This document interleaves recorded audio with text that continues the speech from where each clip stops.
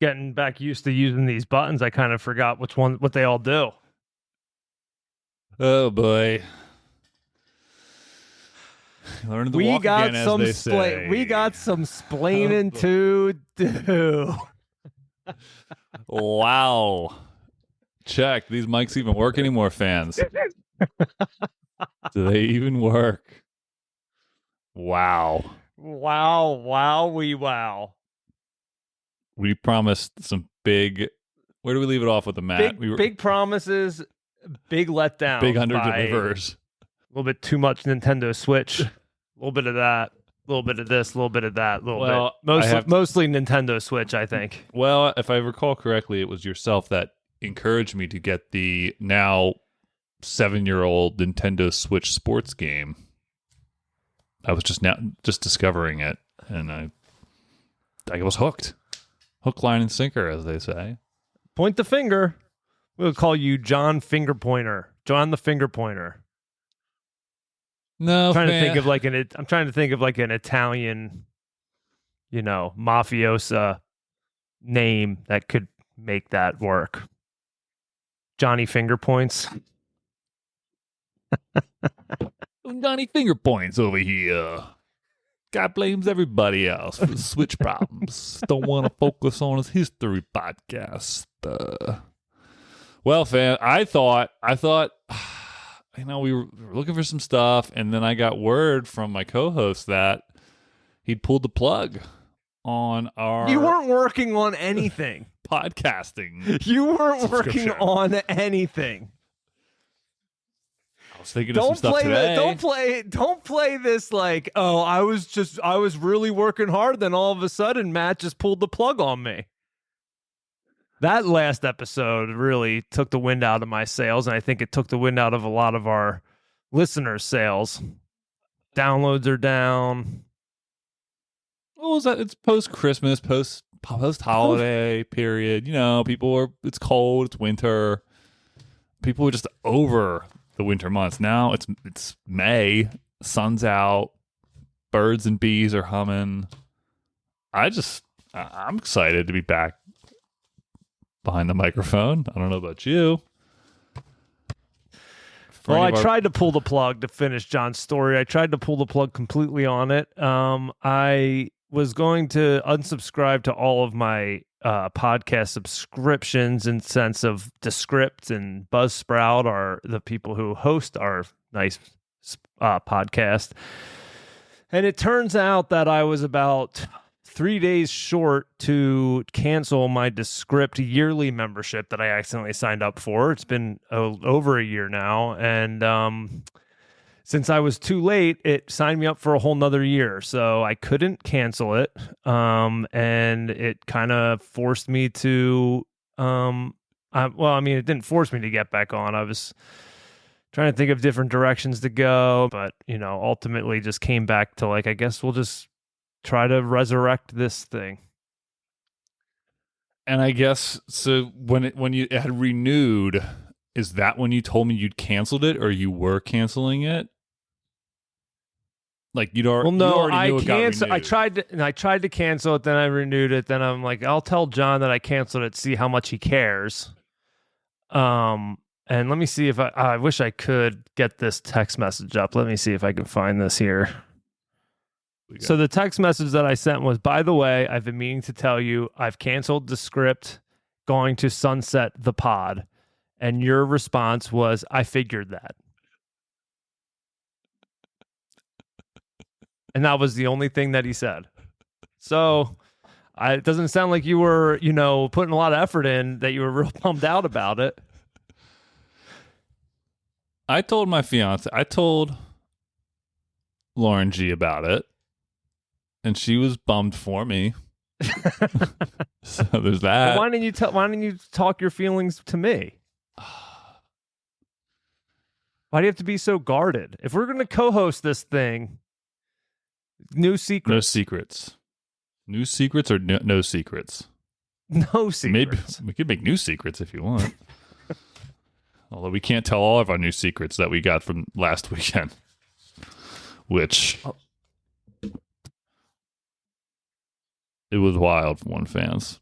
Just a couple updates from the last episode that we did. If you remember, I had housekeeping. a little bit of housekeeping. I had made a big announcement on that last podcast about my diagnosis of dandruff. Mm-hmm. And I just want to give everyone an update, and it's gone. It worked. I think it worked. The $50 shampoo worked. Yep, 15. So fans, if you ever have a problem with dandruff, head over to Supercuts and buy the most expensive shampoo they have, and it'll go away in a couple days. Now, I've also heard that dandruff is also a seasonal issue at times. Could it be that your scalp is just a little more nutrient? It's dry weather in winter. I think this dandruff's more present in the winter months. I'm not saying you just didn't straight up have it and you didn't need this tea tree oil shampoo, but I've heard that it comes in waves in the winter. Okay. But I don't, not to be outdone, I think I myself was dealing with a little dandruff issue, and I'm currently medicating with tea tree oil. I haven't seen any immediate result, but I think it's getting better. Stay tuned in a month when we get back to another episode, and we'll tell you. Yeah, let us know. You gotta let us know. But yeah, what else? So we do have very, very old. I guess you call it cleaning out the junk drawers. Is that what they call it in the business? Of old business. 2 episodes ago, I think, to start off the OJ episode, we were talking about John getting a suit, going suit shopping and everything, and we got a little bit of a feedback about that conversation from the friend of the show, Dick Pepperfield. It says, "Hey boys, thought I'd help John out with his underwear problem.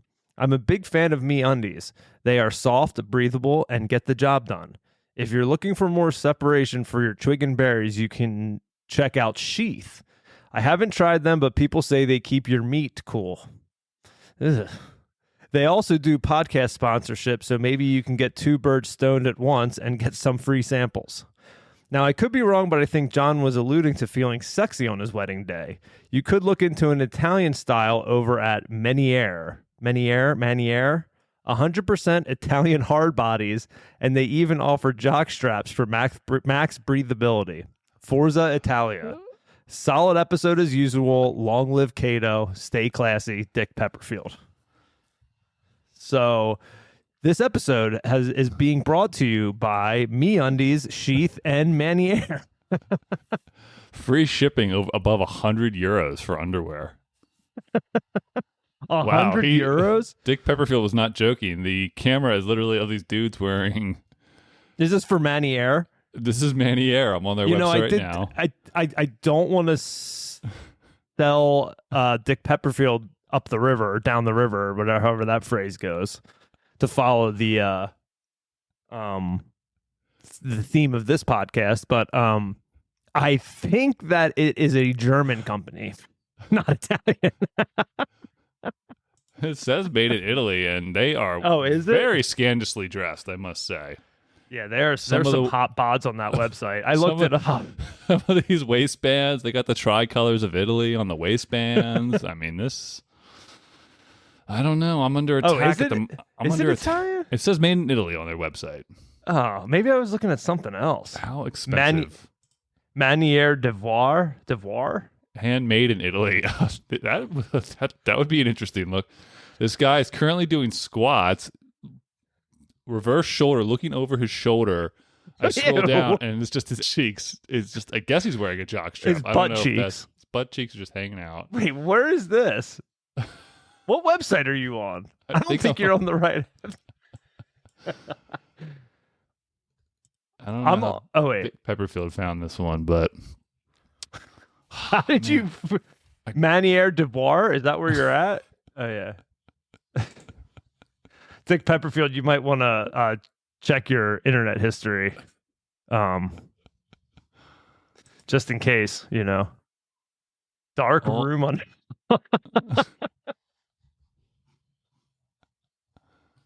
Very scandalous, very risque option. He's But not if it's he's not in a squat position, John. You made it seem like he was like in the down squat. Wow, man, you should get a pair of these. Maybe I'll buy them for you. Is that part of the best man's job responsibilities to get the men's lingerie for banana hammocks, they're called in certain parts of the world. I think isn't there smugglers something, and others. Isn't there some kind of tradition, not tradition, I guess I wouldn't say, but that women like will get like lingerie, like a lingerie photo shoot for their husband before their wedding? Not a tradition I've come across, nor one I think will be continuing, unfortunately. Bridal boudoir photography is a pre-wedding photo shoot focusing on sensual, intimate, and often erotic imagery, often done as a gift for the groom. The shoots typically take place a few weeks or months before the wedding and involve a photographer capturing the bride in a variety of lingerie or other suggestive outfits. The goal is to celebrate the bride's body, sexuality, and to create a memorable, intimate gift for the groom. So we could do the opposite of that, and we'll have you do these poses in your Manière de Voir darkroom collection. And maybe that will be my gift to Lauren G for the wedding. We might not have to pay for it. Maybe we can get some sponsorship. Maybe we'll do a 2-for-1, or like Dick Pepperfield was saying, I'll model them. It can be a gift for Lauren G, but also they could use it for the website. Brought to you by Nailing History. Or Nailing History brought to you would by have to be Manière. like, maybe it would be like you'd be dressed up like Lafayette. Or no, he was French. Or I could just use my Face Swap app and use these photos from here and put you on all of these and put them in a calendar and give them to Lauren G for your wedding. No, you're using the thing between. No, your but ears. you would, but no, she's got it. It's got to celebrate your body, and sexuality. So We'll do all those things. So maybe we'll set that up. Cool. We should have done that probably last weekend, but I'll set that up. Well, speaking of last weekend, that is a tradition. I don't know if I don't know how often it's done, but I've heard that from some people. Like I've heard of like women that I've talked to, like had mentioned like, oh, they were going through the pictures with the bride to pick the best ones for the gift. And then what do they do with it? I guess is my question. So like in 20 years time, if you're caught red-handed looking at an older picture of your wife and your current wife walks in, is she going to get all upset? She's like, oh, you don't like me the way I am now. How would you feel if 20 years down the road, Lauren G was looking at the old pictures of you in the darkroom collection of Manière de Voir? How would that make you feel? I guess would be the question. I think I would try to find ways to say I still look like that. I think I would delude myself. I'd be like, yeah, look just as good currently. 20 years. Okay. I think I would be like, yeah, I was a smoke show back then, but I still think I'm pretty good now. Or maybe it's something to show your kids when they get older. Something to aspire to. I don't know.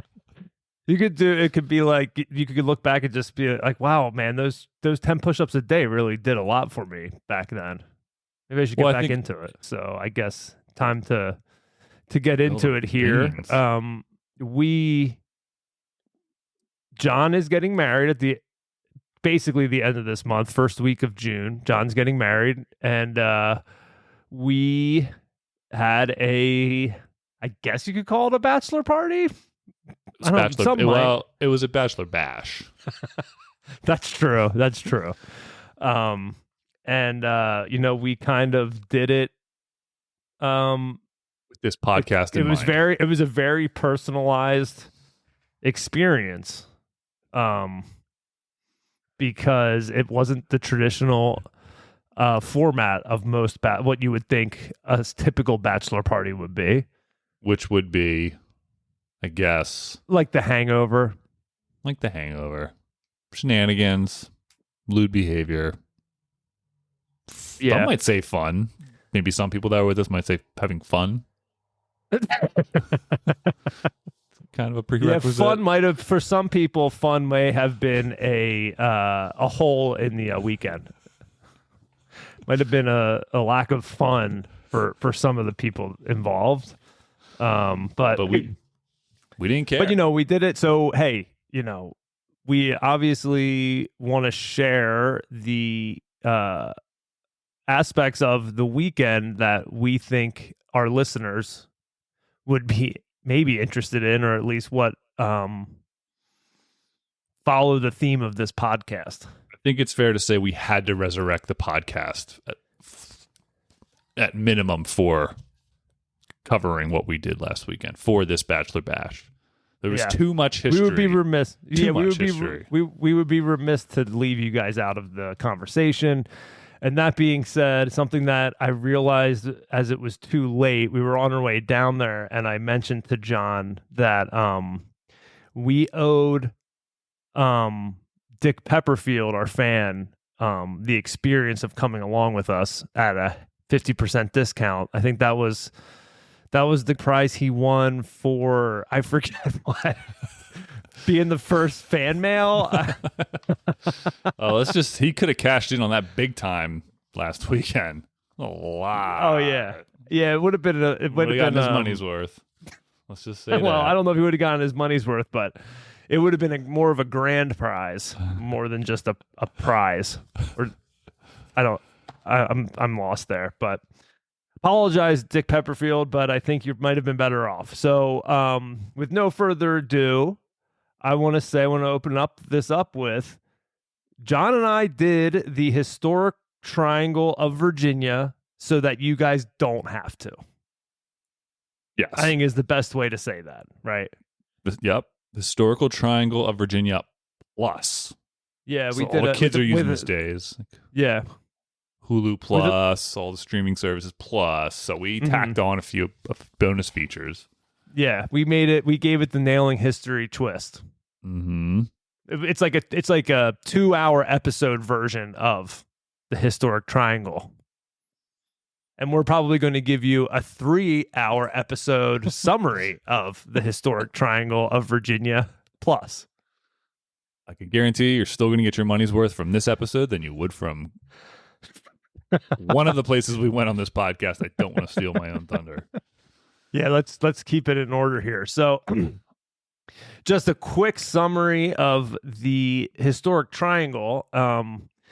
It's down in the I guess the Peninsula area, the Tidewaters, Virginia, I guess is what you would call it. Tidewater, Virginia, yep. It's there's 3 main attractions there, I guess you would call it. That's how they treat it, at least. Mm-hmm. You have Jamestown, which is the first permanent settlement in America by Europeans. By the English. Sure, by the English. Then you got Colonial Williamsburg, which is John D. Rockefeller Jr.'s little pet project, as we came to learn. And the former capital of the Virginia colony before his pet project. But yes, true. And then the Yorktown National Battlefield, which is the site of not only the final battle of the final major battle of the American Revolution, but also the site of the final scene of the film Revolution starring Al Pacino, which we've reviewed on this podcast. Mm-hmm. Going to Yorktown was really considered to be a pilgrimage of the podcast because of the significance it had to that great film. Mm-hmm. And just, I think, closing out, we did so many other site tours of other Revolutionary War places like Saratoga, and we've obviously been to Valley Forge and I think we had to put a bow on it. Yeah, kind of And- putting a bow on that whole era. I know in the beginning of this podcast, I was told that we were stuck in the 18th century for too long by Brian Kay.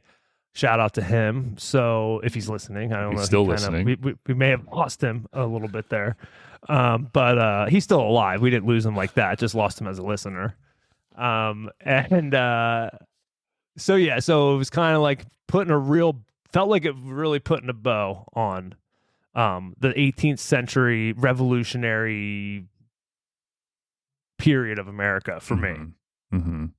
And just to say, we'll tell our fans, we'll just get this out of the way. If any of our fans do go to Yorktown, any of our fans that have also seen Revolution, just know it's different.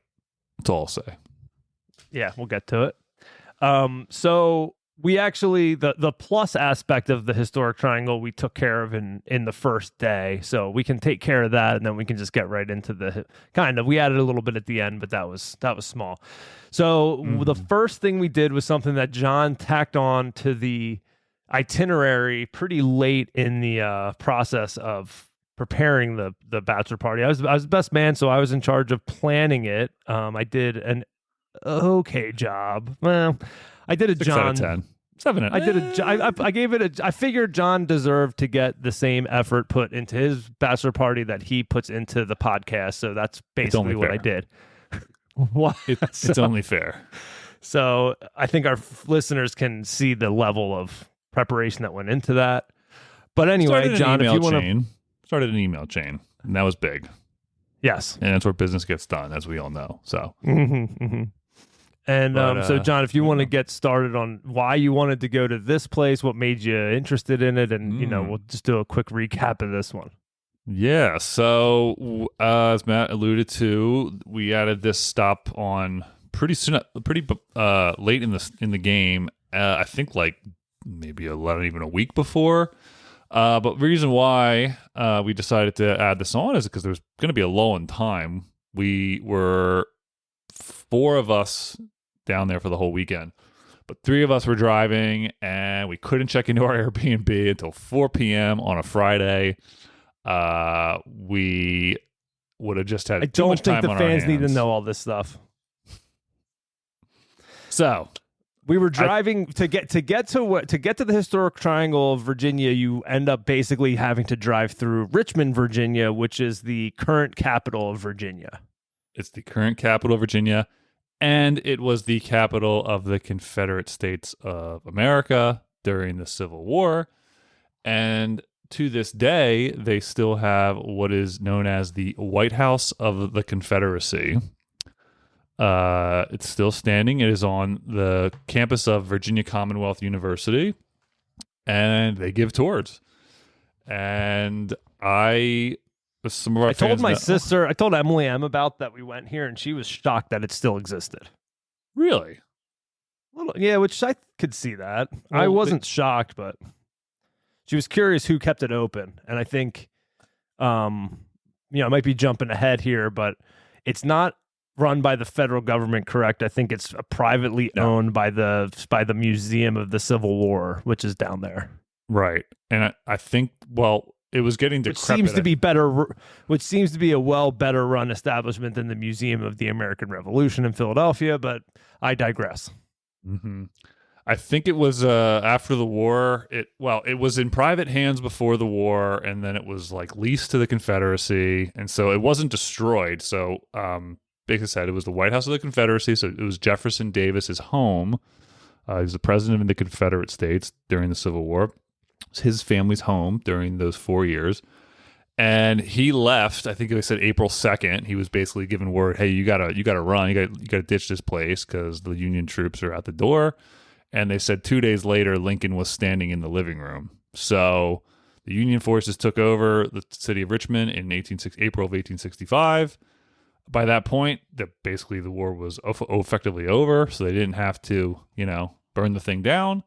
I think they used it as a headquarters for Reconstruction, I think is what she said. They used it for Reconstruction, and then eventually it eventually fell into disrepute, but then the Confederate Daughters of America got hold of it and pumped some money into it, and I was really surprised at how well put together it was. But my interest in going here stems from having read the Civil War books by the author Shelby Foote, who, shout out to Shane Gillis, was name dropping on SNL a couple months back for any of our fans who caught in that. a joking matter, I believe, but no, well, as they say, no such thing as bad publicity. No such thing as bad publicity, as they say. So. How did he put it? What was the context of how he talked about it? He was just acting like how Shelby Foote was in the Civil War documentary by Ken Burns, and he was just, I don't know why he was talking about him, but I thought it was pretty sweet. I mean, you can't be talking negatively of somebody who nobody knows about. Even if you're gonna just talk poorly about somebody that no one knows about, I don't think that lands. I think he has to have some level of respect. But anyway. So needless to say, we were coming down here. John is like really excited about this. I'm saying, I can't believe we actually signed up for this tour. We're going to be put on a list somewhere. I was expecting protesters at the entrance. John's real excited. They tell us to get there 15 minutes early, and we're running like right on time. But man, we get down to Richmond, and in classic John fashion, it's me and John, and then one of the attendees of the bachelor party, Mr. R. We'll call him Mr. R. He was in another car because, long story short. So it's me and John. John being the worst navigator of all time. Mm-hmm. We get into Richmond, new city, never driven there before. I don't really know where I'm going. We're using Waze. Been there before. Mm-hmm. I did no preparation for this specifically. This was John's job. And I was getting very similar Harper's Ferry vibe. Looking for parking, couldn't find it.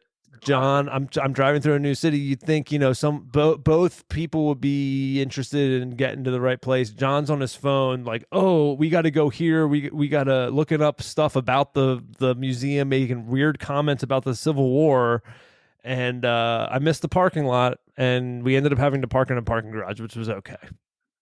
But it was just a classic. John's very excited. He's very worried about being 1 minute late to being 15 minutes early. I like being punctual. I guess it's my British side. I guess I got a little British in me. Like being punctual to things. So we got there. It was a ghost town, Richmond. Don't know what people do there for a living, but maybe they must just run tours of the White House of the Confederacy. So we park. Well, your response was it is a Friday, which I said Friday's still a work day, but whatever. So yeah, so we park, we get to the White House. We have to go into like a visitor center thing where there's a check-in, and it's like one of your typical like Civil War gift shops. They got stuff, books on the Union, pictures of statues of Lincoln, statues of Robert E. Lee. You can buy hats, you can buy this or that, and what were we? We were the youngest in this group. There was probably by about 40 years, I'd say. By about 40 years. I think there was, 10 of us total in the group. And we had this young person by the name of, can we put her on blast here? Can we use her name? I don't know if we know her name. Mr. R thinks he knows her name, but I don't know if that was her name. Well, we'll call her Nadia for the sake of... the sake of moving it along here.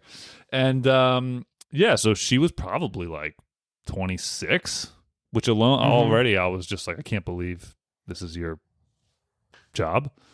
It kind of looked like she just rolled out of bed. I hope she doesn't listen to the podcast, but that was my first thought, is like she just woke up. She was all business. Let's just put it that way. She was 100% business. All business for not wanting to be doing business, if that makes sense. She was all business for no business. So like I said, this is part of like the Civil War Museum, and I get the feeling that like you get assigned to do this tour like on like similar to the Tadu's Kosciuszko Museum. Like you got the Confederate White House tomorrow. And she's like, oh. She couldn't just sleep on it. She, had to race through her alarm clock, got up out of bed, met us at 10 a.m. sharp. Yeah. And John is just giddy. He's so excited. He's got Shelby Foote on the mind. That's all he's thinking about. Shane Gillis shouted him out. Flies. John's giddy. Butterflies. I was really looking forward to it. And I'm happy it was so kind of impromptu. But Nadia, she meant all business. And so, we were getting we're sitting in this room, which is, looking out the glass, and you're facing the back of the house. And so she's kind of giving a 1-2, like kind of the once over of what the house was. And she was just, kind of telling it straight up and down the line. And so we walk into the foyer, and, it wasn't some like Confederate kind of like sympathizer group. It was just part of the Civil War. But she pointed out a tree in the yard that was a gift from the Marquis de Lafayette when he visited and made his country tour in 1824. And that was still there, still growing.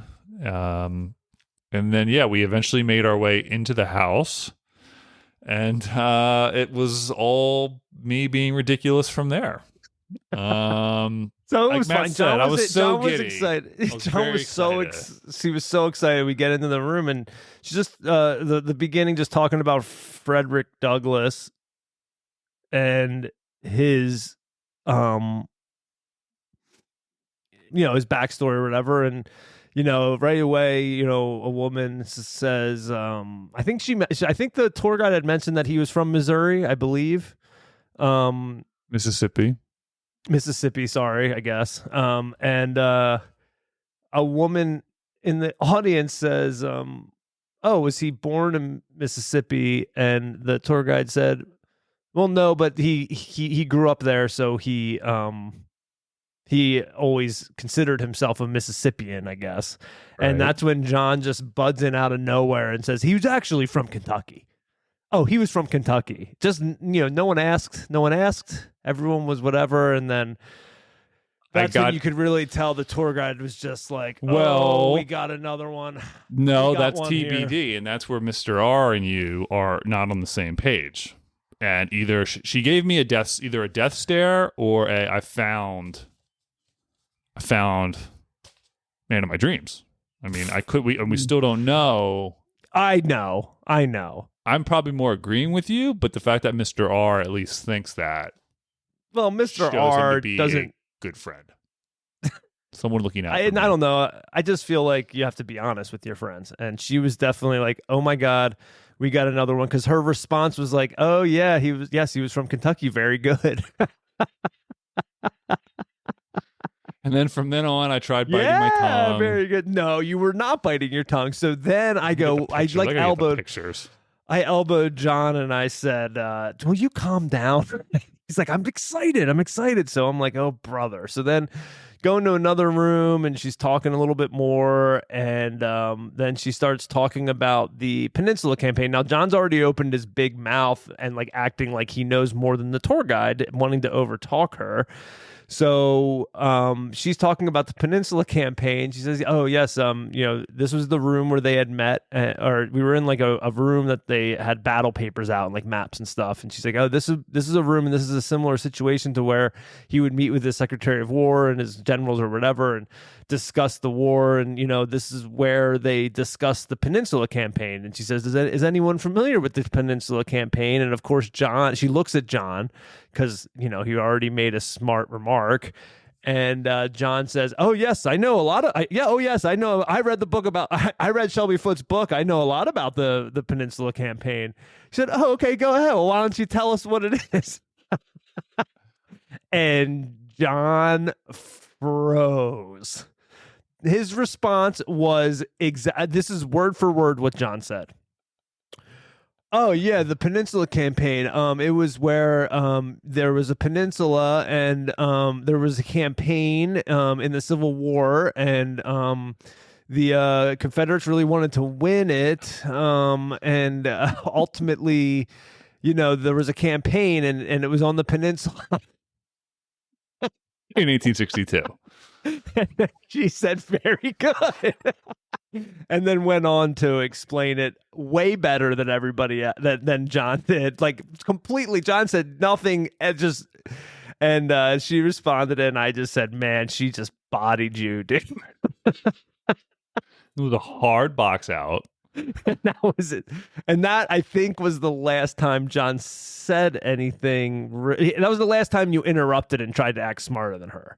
I think that's where you realize, like, okay, this girl knows what's going on. I don't know more than her. I'm gonna just listen to her. Well, I did ask her about Jefferson Davis' time as Secretary of War under Franklin Pierce. Got her kind of stumbling there. She didn't really have much of an answer, but that's okay.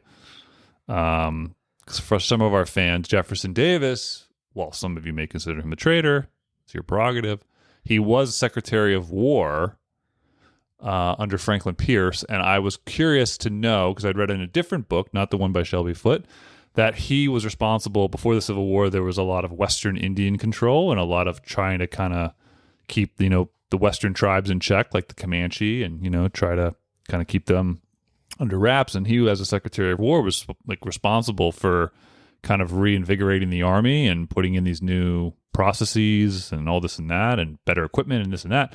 And I asked her, I said, do you know much about, the idea of Jefferson Davis kind of outfitting the army that would eventually destroy him?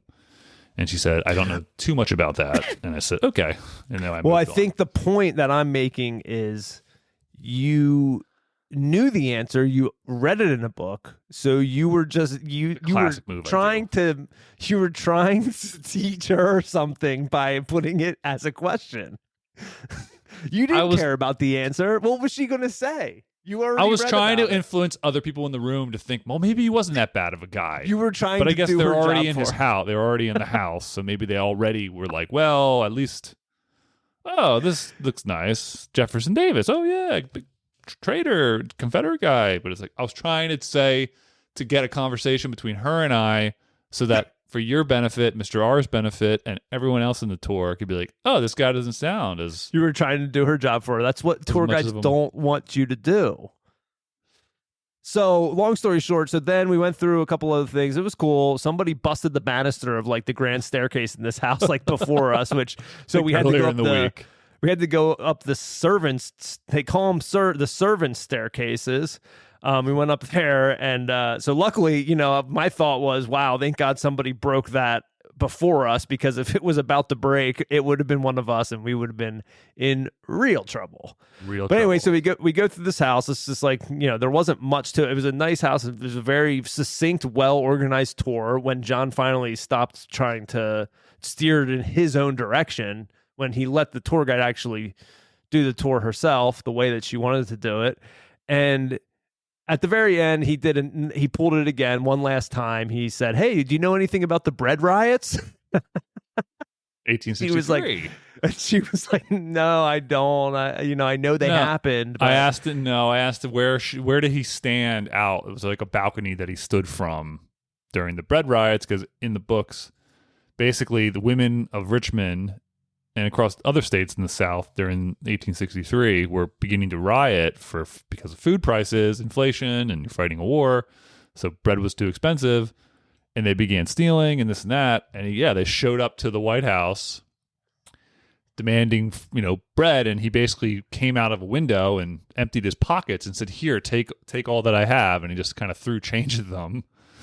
It's like the lady in Happy Gilmore. Here, take this and get out of here. Leave me alone. He's like, what do you want from me? I'm in the war too. I'm leading it. I don't got time for this. Yeah, but I just remember reading the book that stuck with me. That part of the book stuck with me, so I was curious about it.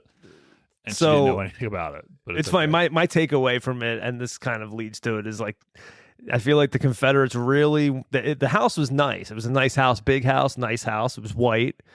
Two thoughts were they went too nice too quick. They were still considering themselves a burgeoning company or country. When what country, right? Yeah, when the United States went into war with England, they didn't build a White House, right? George Washington was living in a tent. Mm-hmm. They didn't even have a president at the time. So I feel like they went a little too quick with their money on that one, and it didn't have a good optics for maybe the women. So I kind of get where they were coming from. And also I think maybe they should have had a different color. Why have a White House? This is what we're trying to get away from. Why are we doing the same thing that they're doing anyway? Yeah, I think historically, I definitely think I agree with that 100%. I think when people look back at the Confederacy, that they see, oh, there was 11 states that made another federal structure. I think it's easier for people to say, oh yeah, well they were just traitors. They wanted to compete it with the United States. I agree with you. I think they should have came out a little more humble, maybe in just what they were kind of going for. And this is an aside from the tour, but I still say that, if the state seceded and remained independent and didn't form another federal structure with its own with a federal constitution and like a Congress and all that, if they just stayed as individual states, I think maybe history might give them a little more validity. But you're right. I think because they came out with the White House, they got all the bells and whistles, all that stuff. Yeah. So let's change the subject. But in summary of this whole trip, John ended up feeling obligated to actually apologize to the tour guide for being a chooch. big time. That's pretty much how it went. So, and for some reason, I don't know why, she made a point of saying she really wanted to hammer home. Maybe she was related to Jefferson Davis. I was thinking about this right now, actually. She probably would have said that. Well, she was all business, as we know. All business, no business. I think, so she made a point in the last room of the house at the end of the tour. Actually, earlier in the tour, she'd said that Jimmy Carter posthumously awarded him U.S. citizenship. So when he died, he was captured. He was tried for treason, but they didn't actually convict him. And she made the point of saying part of the reason he wasn't convicted, along with other, higher ups like Robert E. Lee and other these individuals, they say that because if they were to basically convict him of treason, it would basically be indicative of them saying that secession was legal. Anyway, so he died without citizenship, U.S. citizenship. He was not reinstated until Jimmy Carter in the 70s. And we all know how Jimmy Carter likes his pardons. And he posthumously awarded Jefferson Davis U.S. citizenship. So she said that earlier in the tour, and then the last thing she said was, "She's like, we have to remember that he might not wanted his U.S. citizenship reinstated. So just remember that next time you talk about Jefferson Davis." And she made that. It was point. A mic drop. John needed to change his manière devoirs after that statement. I didn't think other people under the age of 50 could think like that beyond me. Not to toot my own, but I was like, whoa, it's like a 20-something saying like just being. You're such an intellectual, John. Is that what you want to hear? No, I'm just saying. She made a good point that made you question. I don't know why she said it. I feel like, I don't think, other than no one really in the tour was asking much about it, but she's like, yeah, just and remember, like, who said he really wanted his U.S. citizenship back? Yeah, she just threw the hammer down. That was that. So that's the White House and Confederacy, and we went out. We saw there's a cool statue of George Washington on a horse, and has all the other like statesmen from Virginia at the time, around there. It's a pretty cool statue. That's near I guess, is that the Capitol building? Yes. The Capitol building was cool. And current executive mansion of Virginia. Yeah, that was cool. So, there was probably a lot more to see in Richmond, but we had an appointment at a very important landmark in John's life, and kind of a little bit of nailing history folklore. We went to Sherwood Forest, which was about a 25-minute drive out of Richmond, to Sherwood Forest, which is President John Tyler's presidency. Now, you may know, John Tyler is one of John's favorite presidents. We talked about his inauguration a while back, where he had a bunch of some interesting aspects to his presidency, some accidents. He was named the accidency, whatever. So John, I actually, if people don't remember, and John, I was thinking about this. I was a little bummed you didn't bring it along with you, even though maybe you should have. I looked at it when I got back here. I did purchase John a silver coin commemorating John Tyler's presidency. I think that would have been a pretty cool thing to show to our tour guide, but that's beside the point. So Sherwood Forest, if you want to go there, it's $35. Oh, so the White House, I'm just going to be all out of just to let everyone know about the money. White House of the Confederacy was $15 per person for the tour. Sherwood Forest is $35 per person to tour the house. You can tour the grounds for $10 per person, I think, not per car. I think it's per person. Mm-hmm. It's an honor system there for for touring the ground, so I assume most people don't pay.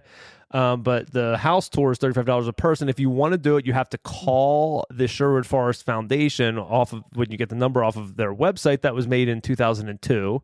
And it looks like the website of the hamster dance people, you know, like remember the hamster dance website back in like the 90s where the hamsters are doing like it just reminded me of that. It's HTML. So old. It's so old school.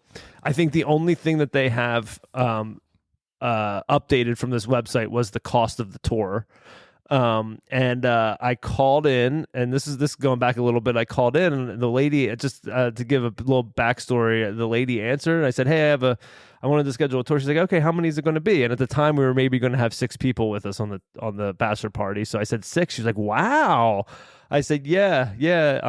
And she's like, "Okay." She was very excited, and then I said, and she's like, "Okay, you're all set." Whatever. I set up the time, and she said, "Okay." And I said, "Just so you know, I'm bringing John Tyler's biggest #1 fan down here, so be prepared." And she said, "Aw, how old is he?" Insinuating that this was an 8-year-old, 9-year-old. And I said, 37. She's like, "Oh, okay."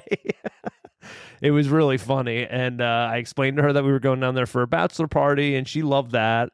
And apparently word spread because our tour guide also knew it. I didn't talk to the tour guide on the phone. Our tour guide knew that it was a bachelor party. So I'm sure they had high expectations for us coming in. I never let them know that we were going from 6 to 4, or we actually went 6 to 3. But I never said anything. So, whatever. And I think he knew that because we were supposed to give them a call a half an hour before we arrived on the ground. Yeah. So the directions that we got. So this is how it started. So we had left the Richmond, and we're heading there. We grabbed a quick bite to eat near Sherwood Forest, and I call the guy, get his cell phone number, and he answers like, "Hello." I'm like, "Hey, is this Tim?" He's like, "Yeah." I'm like, "Oh, hey, this is Matt. I have a 2:00 appointment for a tour." And he's like, "Yeah." I'm like, "Yeah, we're just letting you know I was told to call you half an hour beforehand." And he's like, "Well, you're not here yet?" And this is like a half an hour before. I'm like, "No, I was told to call you a half an hour before. We'll be there. We'll just calling you to let you know we're still there before." He's like, "All right." And I'm like, he's like, "How many are there?" I'm like, 3. He's like, "Okay," and hangs up. And I hung up, and I'm like, "Oh boy," like kind of killed the mood, ruined the lunch. Because we were kind of in then I felt like I was in a rush. Then I was like, "Oh, there's no way we can be late." The directions we got gave us a 15-minute leeway, but after talking to Tim on the phone, I'm like, "Yeah, this isn't we gotta go." We got to go. So we rushed. We rushed through lunch. I was doing a little bit of work, and I got rushed and flustered and messed that up. But whatever. So we show up to Sherwood Forest, and we walk up to the porch, and boy, oh boy, do we see the most stereotypical amateur. The most stereotypical amateur history enthusiast that you can possibly have. What's that? Docent. Amateur docent. What's that mean? What's that? It's like a tour guide, glorified name for a tour guide. Oh, really? I've never heard that word. Are you sure it's not Dassault? Could be. Well, yeah. This guy's got baggy khakis on. We see him from the back. Baggy khakis on, a blue blazer, a hat, and a glorious white ponytail coming out the bottom of this hat. matching And I with said, matching Cheeto dust on the. so once we got a closer look, he's got Cheeto dust all over himself. Could have been pollen, but I think we both agreed that it was Cheeto dust. And like hair, and he just looked, the blazer was too big, the pants were too long, this hat, he had a pin on to make himself look official, but like from all that I could gather from talking to this guy, he just like mows their lawn and just like kind of worked his way into the family to like do this tour. And so yeah, Great guy if he's listening. love you, Tim. Did a fantastic job, which we're going to explain here in a minute. Yeah, but we walked up. So part of it, so we find out, I think we came to realize he was a little testy on the phone because, believe it or not, we weren't the only people on this tour, which might have been a shock to everyone involved. I think the other people just showed up and they maybe did a cost-benefit analysis. They said, oh, like former president, I didn't know that we were just driving. We were trying to get to Williamsburg. We were trying to drive down the peninsula, whatever. Oh, former President John Tyler's house. Let's stop in and see what we find. And they did a little cost-benefit. Do we pay $10 or $35? Well, they know you had to call ahead. So all those people had I'm thinking he was there. like, I'm thinking he was there and there were people walking around, and I think there's no way those people called ahead of time. I didn't ask him, but my thought is he just goes around and like if there's people walking the tour, maybe he offered them like, hey, I'm doing a tour of the house in 35 minutes, like maybe. But then again, two people did walk up while we were in this tour, and he just did try to sell that, but then the way that he pitched it was like, yeah, you could do this a way higher price point than mine. And it was cash only. They could pay that. You could pay the $10 fee through an app. It was like a scan the barcode. You could pay with a credit card, but the tour of the house was cash or check. Cash or check. So you literally, when you go in the house, it's a 19th century home. You literally go back into the 19th century when you walk in the home in terms of paying for it. He said, yeah, it's a higher price point, and it'll take like 2 to 3 hours. And these people were like, oh, yeah, no, we're good. And they walked away.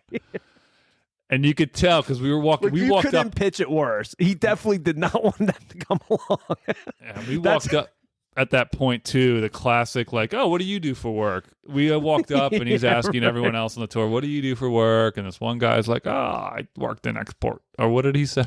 I don't know. Global trade. Like, real, like, kind of cocky. And we got more on him later. But yeah. But so we had a preschool teacher. He had a preschool teacher, and I always appreciate that, seeing what she was going to bring to the table after our friend at the Kosciuszko Museum. She biffed it. Never asked us what we do for a living. Never asked mind us. You. Until the end, he asked Mr. R, but he never asked. I'm guessing he probably figured we didn't have jobs.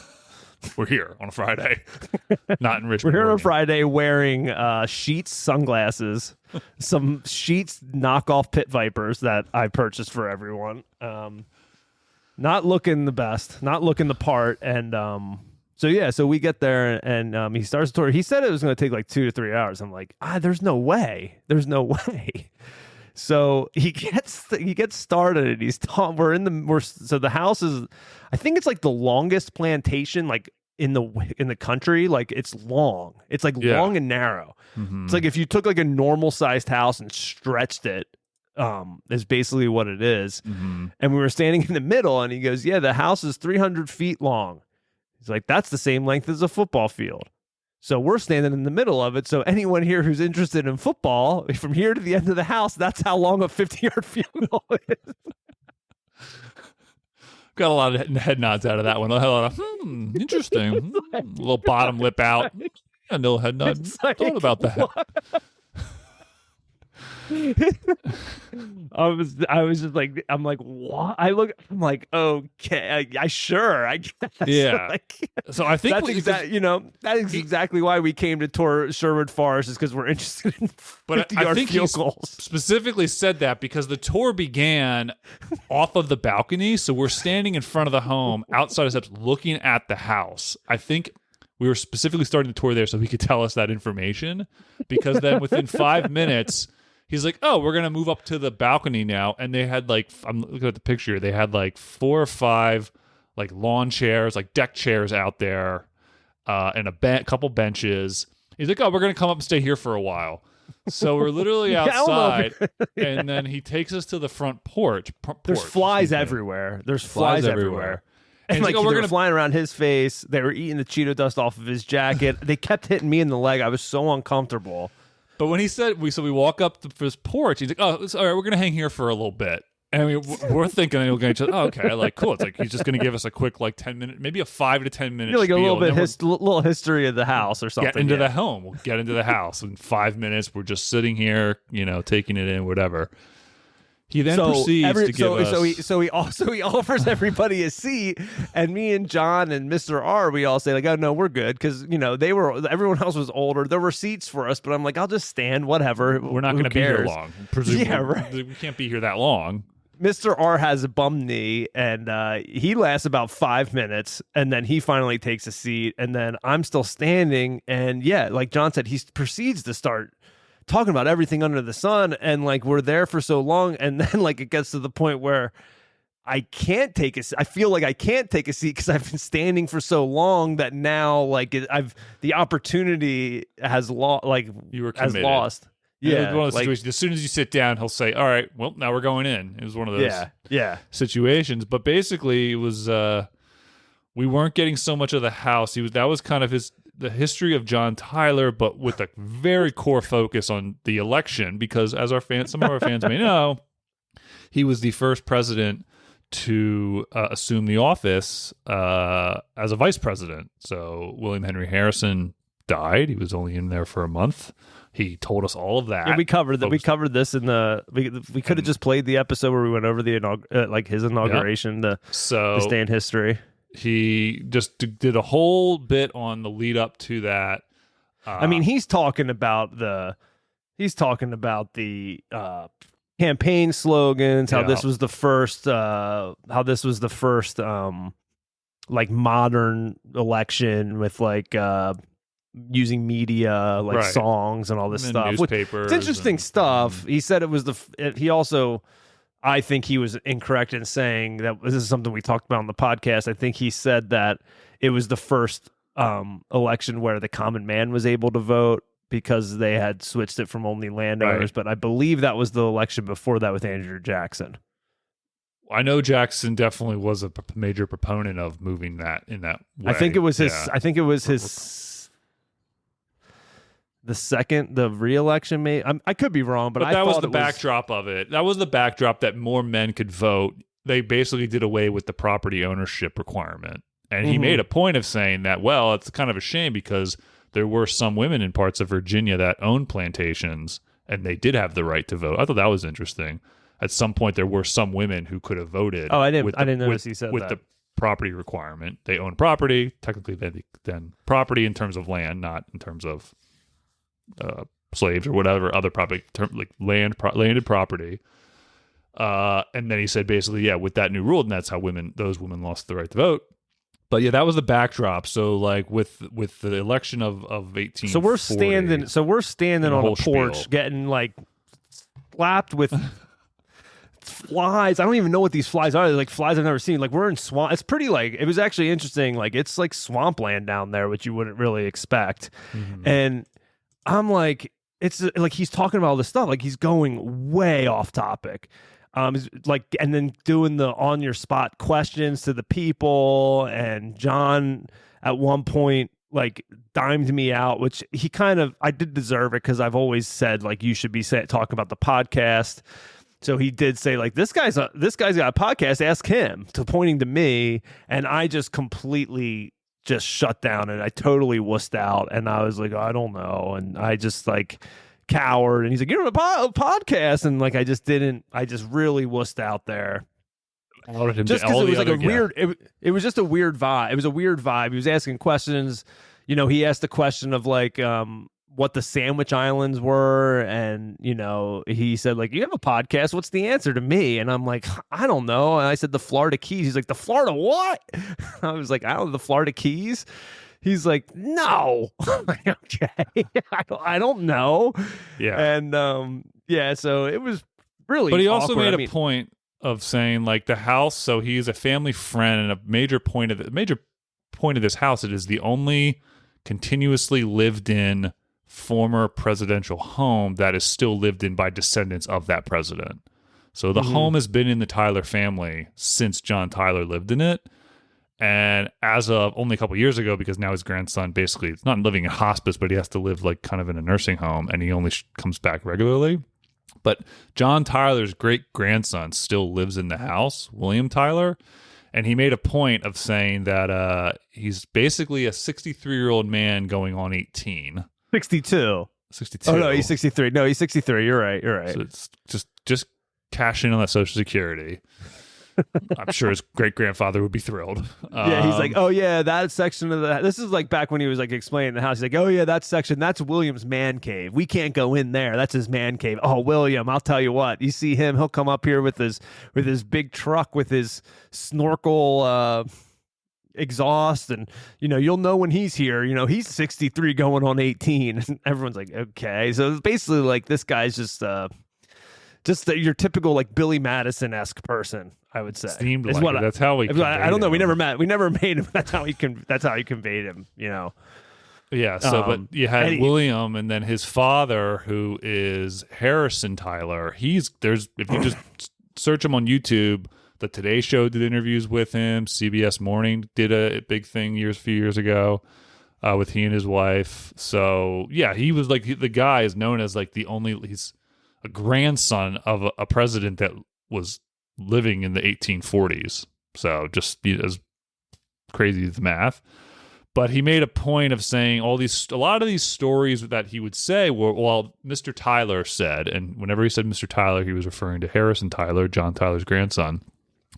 A lot of, kind of folksy, family lore about it, and was kind of going off that. Like super tanners that no one really cared about. The one then like he finishes all this stuff, and then he's like, okay, that's all I have for this section. Unless you want to hear another story, I got one more for you. And so I say like, I'll hear another one. Like I wanted this guy to keep going. So then he told a story about how Harrison Tyler was at the White House with FDR. Yeah. As a kid, because he was born in 1928. Yeah. Yeah. And he was, because I guess he hosted like former presidents' families or whatever. And I guess Harrison Tyler said something like, he was like, hey, you got any questions or something? And Harrison Tyler said, yeah, can you wrap this up or something like that? Some story like that. Can I'm this like, be over? Okay. Which is like, which maybe was like, yeah, can this be over? Like the tour, please. So we walk in. Rule number 1 of this tour is no pictures inside the house, which is a weird thing. He claims that the reason for that is Mrs. Tyler, who is now dead, didn't want anyone taking pictures of the house to catalog it, I guess, to steal stuff. But it's interesting because after this tour, and just only a few days ago, I loaded up a 2.5 hour long documentary that C-SPAN had done in like 1999, and they literally had a tour guide in their home filming everything. Which is insane that you went to the the house and then watched the 2.5 hour documentary about that. Is like, that's insanity to me. Oh, I was trying to prepare for the podcast. Sure. I was trying to remember anything I forgot. Yeah. So we go in. John, there's a door knocker on there that has Sherwood Forest engraved in there, and the door opens and John takes his phone out to take a picture of the door knocker, and I like slap his hand and I'm like, no pictures, and he's like, oh, I forgot, and I didn't get a picture of that. Technically I could have taken a picture of it before the door opened because it was cool outside but not inside. Just a little side note that I thought was interesting. There was one question that John had that he didn't know about, and we didn't have to ask it because it was answered. It's called the plantation is called Sherwood Forest because John Tyler's arch nemesis Henry Clay, when John Tyler finished his presidency, his one term, Henry Clay said something like he can go back to his that criminal. What was it? that criminal that could go back to his crusader, that moral crusader, that moral crusader or whatever could go back to his Sherwood Forest. Like, get out of D.C., you're done, you're washed up, you can go back to being Robin Hood in his Sherwood Forest. And John Tyler really took a liking to it, so he named his plantation. It's kind of cool. It's kind of like a middle finger to Henry Clay, like that name. So that's kind of cool. He's like, yeah, sure, I'll call it that. Thank you. Yeah, I loved how much he. And one thing we said as we walked up too, he's like, "Oh, Kentuckians don't like coming here very much," and I knew exactly what he was talking about. He said, "Anyone who likes Henry Clay would not be a fan of this Henry house." Clay's from Kentucky. Yeah, I got you. I think I think what he actually said was, "Oh yeah, well you were from Kentucky, we'd have real problems." Man, it was great. Making fun of Henry Clay is awesome. So we get in here, and like I gotta say, we talked about this a little bit after the fact. Is like the house was a dump for being a lived-in home of a former president that's actively doing tours every day of the week, Monday through Friday. Like, they're doing tours, they said, and they're having people come in and film or what have you. It needed some touching up for sure. Yeah, like it was dusty. It was like needed a paint job. Like, which I know that guy was there. We saw a guy walk through it, covered in paint, right through the middle of our tour. Stopped our tour guide dead in his tracks from explaining whatever story was going on. Saying, "Oh yeah, got that truck. Yeah, you moving that truck?" And the guy was kind of obviously in his task. He was just like doing his thing. And he was like mid-work, stop and turn around and be like, "Yeah, I'm going for it right now." Like, kind of insinuate. Tim's like acting like he's running the show. Yeah, like you got all that. Oh yeah, good. And it was like, but like it was cool. There was just a bunch of trains. It was very cluttered. They had a bunch of stuff there. They had some cool artwork. They had some cool stuff. They had the china from the White House that happened to be. It was William Henry Harrison's china. So like that was a little cool story. Like when you become president, you're given a certain amount of money to Congress furnish the house. But since William Henry Harrison had died, they didn't give any money to John Tyler. Like they had already given it to William Henry Harrison, who blew it on whatever. So Tyler couldn't do it, but then he ended up paying for it himself, I guess. No, he bought china. Congress appropriated funds to William Henry Harrison. They bought the china he and I guess maybe his wife wanted. He died a month into office. Congress didn't have any more money to give because they just gave it to the guy before. Mm-hmm. And Tyler said, "We'll just use this." And then Tyler's wife at that time, and then Julia Gardner, he would eventually marry while in office, I think she began furnishing as well. Yeah, so they had that china there that was really cool. He showed that. Did you walk right up to it? Mm-hmm. It was really nice. It looked. He kept like so. Tim was a rule breaker. I mean, he was like they had a velvet rope. He was pulling it back, letting us walk it through the door open into the kitchen, which was a no-go, which was off. Well, yeah, so like there was like maybe there were like maybe 2 rooms that you could see. That was kind of like the museum part of it. And there was another door that just happened to be open, and Tim said, "Oh, that door should be locked." He's like, "Well, you guys want to go in and look at that?" He's like, "Well, you podcasters, you can't talk about this on the podcast, so promise me that you're not." And I said, well, I don't know if I can answer that right now. To which that guy that John had alluded to, who had that real fancy job, turns around and goes, "You better get an answer quick. You've been answering everything wrong all day for having a podcast." And I was like dead serious. Like, he wasn't. I'm like, okay. He was joking. So sorry, Tim. Breaking the rules. He wanted to hang with the boys. He was there with his wife. He wanted to be one of the boys in John Tyler's house, which was a bachelor pad. When John Tyler built the home, or bought it, it was like a bachelor pad. So he wanted to be one of the boys. He wanted to join the bash. Yeah. So then Mr. R then asked the question, so people live in that part of the house, and then this part of the house they don't live, which Tim got very frustrated about and said, "No, I told you already. They live in the whole house. They live here. It's a lived-in house." And Mr. R's like, "Oh, okay, sorry." Well, he did kind of say that like it was a very big home. It's the size of a football field. I don't know if he told you already, but basically the family was so large. John Tyler himself had 15 children, 8 from his first marriage, 7 from his second marriage, and the guy who lived in the house, William, so his great grandson, he came from, I think I was the second youngest child of the 15 is what this line that's living in the house is currently. And they basically said that there was at one point the house kind of was split in two, and one family was living on one side from the main entrance, and another family was kind of living on the other side, and it was so big that they could just kind of separate. But I don't think that was like anytime recently. Yeah. But this house was huge, and there's so many descendants. But we kind of just walked down this line, and he showed a bunch of cool stuff along the way. There was pictures of Thomas Jefferson, things from Washington. In the main foyer, when you walk in, there was a really interesting stand, which above it had John Tyler's picture on it, the painting, that the Union troops had tried prying from the ground, I guess. So, yeah, the Union Army moved in on the peninsula during the Civil War, and they came to his house, didn't burn it down, but did take a bunch of things. And I guess because one thing that was cool. Remember the dogs that were at the dogs at the entrance? Mm-hmm. That were made of like cast iron that they tried. The Union troops tried taking these. They were Brittany Spaniels, I think.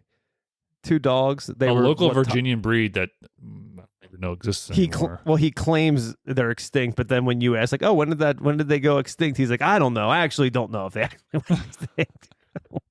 But yeah, they the Union soldiers actually tried to steal those, but they got as far as the gate and dropped them because of how heavy they were, and they stayed there for years until I guess till William finally got off his lazy 63 going on 18's butt to pick him up and get him back on there. So those were cool. Yeah, I mean, it was just the house was just dilapidated, like not dilapidated. If you bought this house, you would have to do a lot of work before you would host people there. Like, you're not buying this house and bragging about it right away, is all I'll say. Yeah. It felt dusty. Yeah, it was just dusty and whatever. So the tour, just to sum it up, the tour then ends in a ballroom, and this is where a real moment of the weekend had occurred. So we're in this like long hall, which was a ballroom that John Tyler, I think himself maybe designed, and he wanted to just kind of batch it up there. It's where he was. It was a ballroom. It was kind of lame, small. It was small, but for the dance, in the 2-hour documentary I watched, they did a dance performance. They showed the waltz that the dance he was talking about. I forget what it was called. Virginia something or other, 2-step. Wasn't that, and it's basically just you have a lineup on either side, and then you just have a couple that kind of goes in between the two columns. And that's kind of why you just need a long hall for it. And then you just kind of get to the end, and then you're part of the line, and then another couple goes down. And see, the tour we should do that at your wedding, maybe. That'd be fun. Yeah, that'd be fun. Pay a little homage. And so we're in there. It's where the tour's wrapping up. He's got like a little nightstand with some books in it, and you can buy some things. But it's at this point we then paid for the tour, and everyone's paying. So he showed. So as part of the tour, as part of this ballroom, it was actually something interesting that I didn't realize is there were these mirrors on the wall, and they had candlesticks attached to the bottom of them. And what he showed us was that like you have the candlesticks outward and like up against the wall during the day, I guess, and then at night when you want to light up the room better, you moved them so they were then perpendicular to the wall, and then the light reflected off the mirror to give more light into the room. So he had showed how that worked by moving the candlestick. So this is where we pay. We paid with cash. We gave him. I said I didn't know if you tip him. Like I was kind of going back and forth. I had asked a couple people, and so I finally so everyone had left, and it was just the three of us and him. And I gave him the money, and then I said, "Hey, do you accept tips?" And he said, "Well, sure." If you're given. He snatched that 20, that Andrew Jackson right out of your hand. He said, which, like all $35 probably went right in his pocket anyway. I don't know. They had like a change purse in there, but who knows? But so we pay him, and then he, then again, so then it was just the boys. It was the three of us, me, John, Mr. R, and Timmy Coyne. And, he was, he was like, hey, just, so why John Tyler again? He was very fascinated into why the hell we were there, basically. And he didn't really get the sincerity behind it, I think, like just kind of surprised that we were there.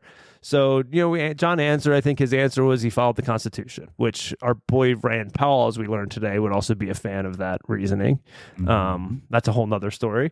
But, so like he starts talking about that, and then he's talking about more stuff, and like I'm like, dude, I'm done with this tour. I mean, we're talking 2.5 hours going through 3 rooms of a house. That's how wordy this guy is. It was starting to get pretty old. I think John even was getting a little like. I think he dimmed my enthusiasm for John Tyler, maybe a little bit, a little bit.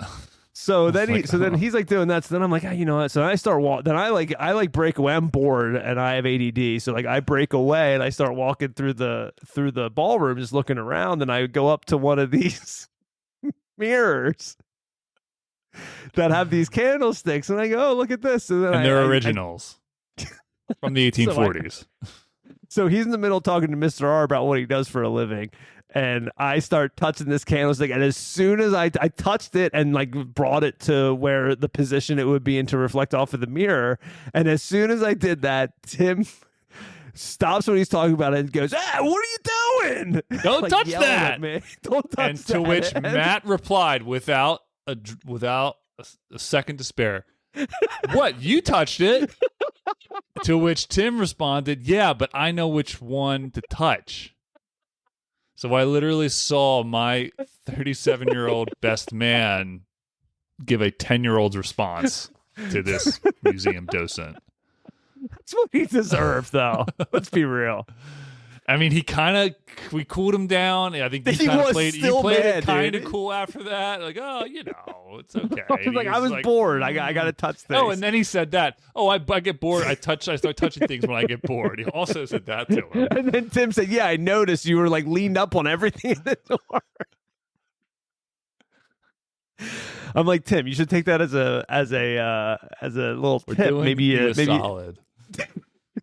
Maybe you should make a little bit of like to compare the two. The White House of the Confederacy was a great, well done, well 1 prepared. hour.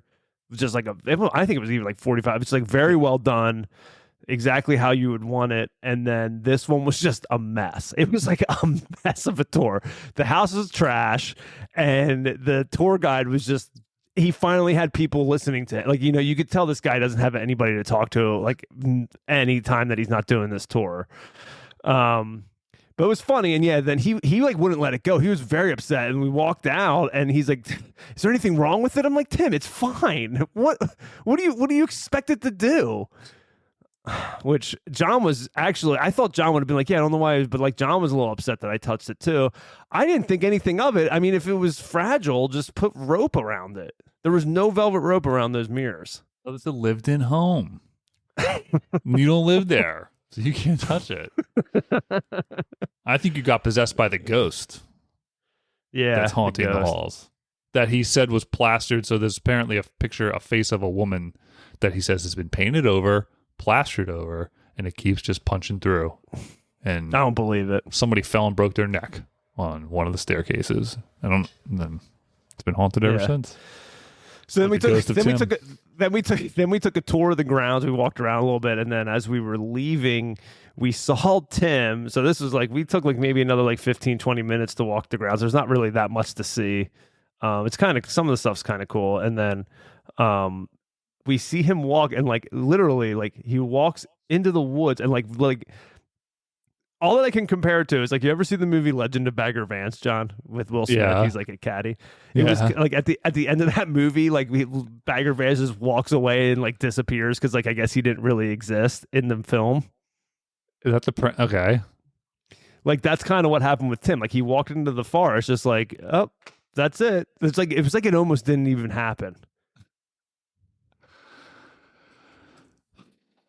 Tim. But to just return the next day for some other poor saps having a tour. 3-hour long tour. A 3-hour tour? I mean, I feel like Gilligan would have been better off staying on the island than having a tour of Sherwood Forest. It was fun. I was glad we went. It was definitely a bucket list item for John, and it was that was the main reason why. That was like, well, I guess it wasn't really what got us down there, because I just like had saw the historic triangle. I'm like, yeah, that'd be cool to go to, but then noticing that Sherwood Forest was right there is kind of like a no-brainer to get down there. Well, it's like a no-brainer, like, oh, okay, not only is that, but if Sherwood Forest is there, we might as well do it. This is like the one chance we can do it. It's a little bit of a commitment for that. So, yeah. So I was happy we did it. That, like I'm saying, the house is just a dump. Like, I could do so much work, and for $35 a person, I feel like they could be putting that money to better use. I mean, so you sign a guest book at the end of the tour, and I didn't want to put my name down. Neither did Mr. R. John put his name down. I didn't want to put my name down. Mr. R put his name down. I signed it to Tadeusz Kosciuszko, to which Tim knows my name because I had signed up for it, and he kept looking at the guest book while we were there, and I'm like, oh my god, he's going to see I put a fake name. He's going to see I put a fake name. He never said anything, but yeah, I signed it to Tadeusz Kosciuszko, so. And it was dated, and the reason I bring that up is, like, there are people who take this tour fairly often. Like, I think the people who were there, the last people signed were like 2 days before us. Yeah, that's every day of the week. I mean, they offer it. I mean, you have to schedule it. I assume that's why they don't get a lot of people. But I mean, they bring in a decent amount of money with this $35, and I think it just goes half into Timmy's pocket and half into William's, man cave, pet projects and duck stands, which he had scattered around. Tree stands. There's a big deer problem on Sherwood Forest, apparently, but. Yeah, I had a lot of fun. It has been on my bucket list for some time. Lauren G can even attest to that. Yeah, it was one of my favorite presidents. Interesting family history. The fact that it's still in the family. The house needs a little TLC, but I think Tim and Co will eventually get around to it. So yeah, that was it. And so by the time we wrapped up there, it was right on 4:00. On a Friday night, we were able to get to our Airbnb, which was cool. And then our fourth member, Mr. W, showed up Friday evening. He flew down from Boston. All right, fans. That is it for day one of this fantastic Bachelor Bash experience.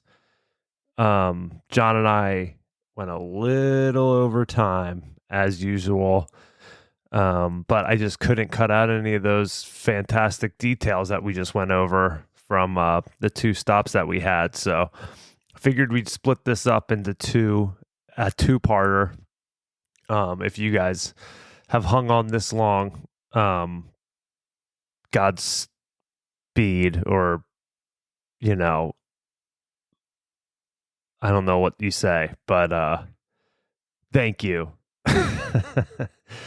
And we're going to end this, and then, next week, come on back, and we talk about the historic triangle of Virginia, which, to tease it a little bit, was a joke.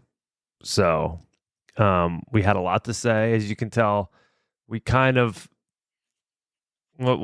What we realize is, I don't think John and I will ever do anything and not think that we could do it better, even though we can't. So you'll hear a lot of that next week. I don't know if we really got to it much this episode, but yeah, come back, listen to us next week, and I hope you guys enjoyed the details of a trip that you weren't on. So I hope we made it interesting for you. All right.